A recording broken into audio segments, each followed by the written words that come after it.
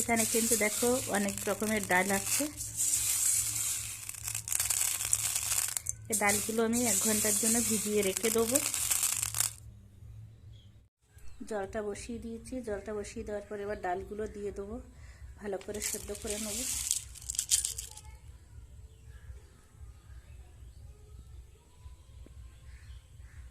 ডালগুলো কিন্তু সেদ্ধ করে নেওয়া হয়ে গেছে। দেখো খুব সুন্দরভাবে কিন্তু ডালগুলো সেদ্ধ হয়ে গেছে।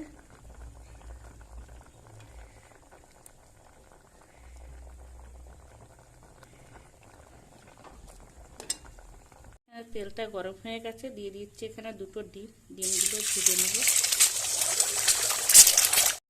ডিমগুলো ভেজে নেওয়া হয়ে গেছে, এবার ডিমগুলো তুলে নেব।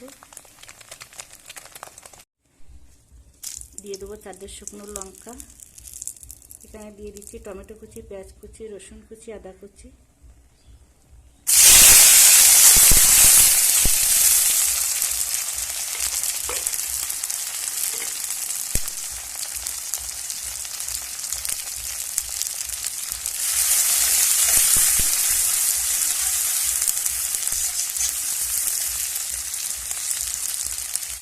নেড়ে চেড়ে কিছু সময় আমি রান্নাটা করে নিচ্ছি।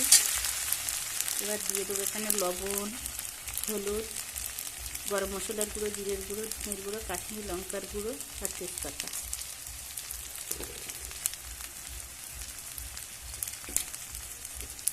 মশলাটা কষিয়ে নেওয়ার জন্য দিয়ে দেবো একটু জল।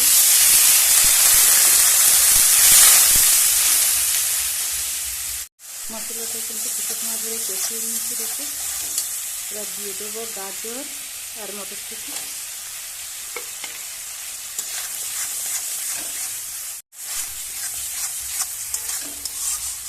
কিছুটা সময় নিয়ে কিন্তু এই রান্নাটা করে নিতে হবে।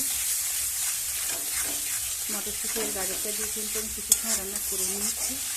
এবার দিয়ে দেবো ক্যাপসিকাম, লঙ্কা আর কাঁচা লঙ্কা। আবারও কিছু সময় একটু রান্না করে নেব।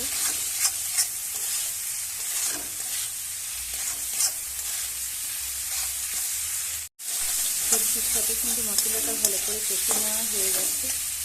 এবার দিয়ে দেবো ভিজে রাখা ডিম।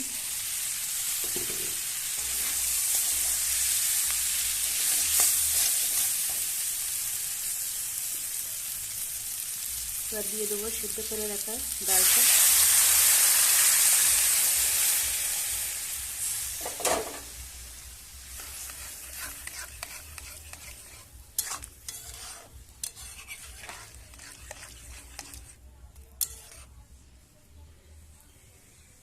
পাঁচ মিনিটের জন্য জাল দিয়ে নেব।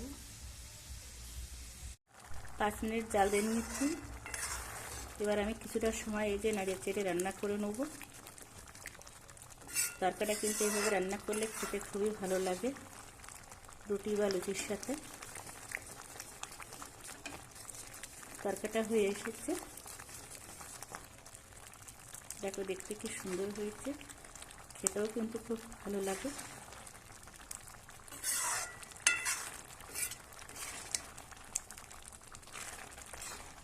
তরকারিটা এবার নামিয়ে নেব। তরকারিটা নামাবার আগে দিয়ে দিচ্ছি মেথি, এটা সেন্ট ভালো আসবে ওর জন্য। আর এটা দিয়ে দিচ্ছি তরকা মশলা, এটা দিয়ে আমি নামিয়ে নেব।